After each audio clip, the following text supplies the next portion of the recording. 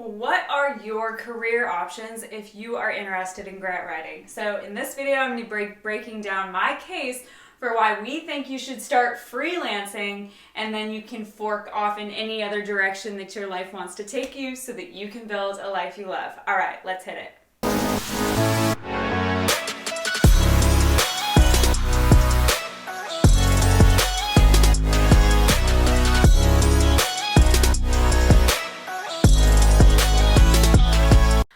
So if you follow anything that we do, you'll know we've got definitely a method we believe in, and that is starting as a freelancer. Even if you have no experience grant writing, especially if you have no experience or little experience grant writing.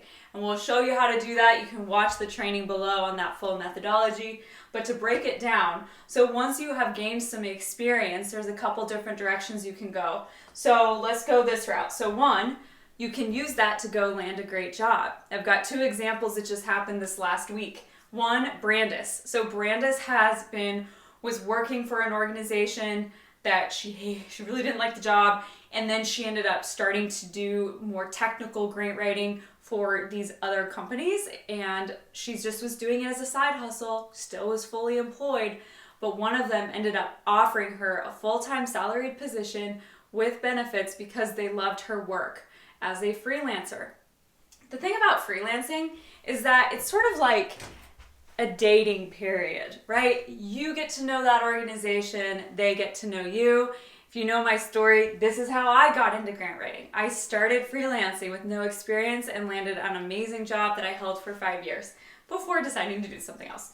So anyway, you can definitely land a job. The other person that did this was Julia Grace. So Julia Grace had also was really burned out in journalism, right? And she was tired of making dirt pay, but she was trying to figure out how to work into some other career. And then she does do a funding strategy for a couple of clients, so she gains some grant writing experience. She sees a local job with her health district, a great position. It's a really entrepreneurial position. She's going to get to build out sort of the grant writing practice within this health district.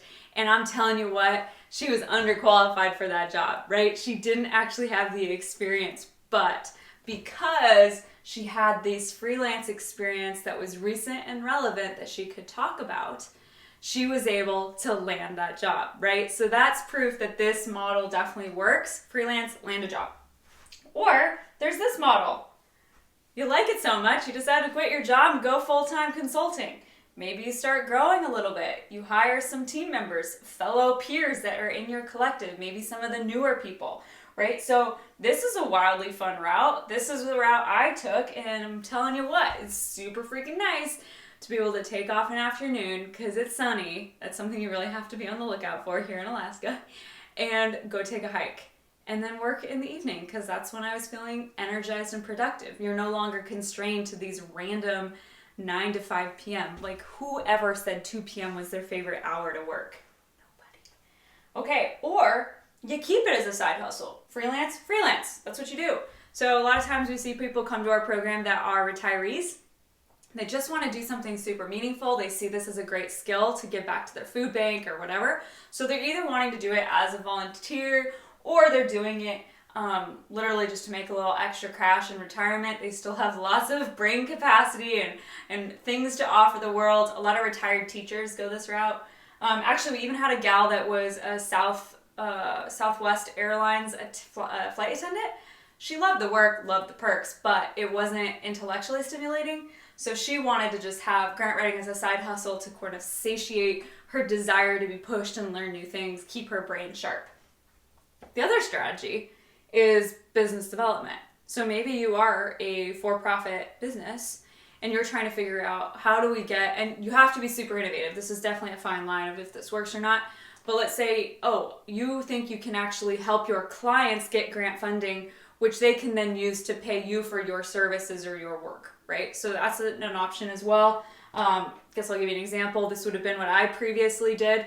So we would help our clients, like a large municipal government, get a big water treatment plant grant, and then our engineers would design that water treatment plant and the project would move forward and happen. So a lot of different directions that you can go if you're curious about getting into grant writing. The biggest thing I just want you to realize is that, hey, you can and should start freelancing, not volunteering. Don't believe in that. And then you can take it in whatever direction you want that plays to your strengths and helps you build the life that you love. All right, if you have any questions, drop them in the comments below. Hit subscribe if you like this video and want some more. And be sure to hit up that video that I'm going to be linking below, which I think has a meaningful training that you're going to enjoy. All right, with that, see you later.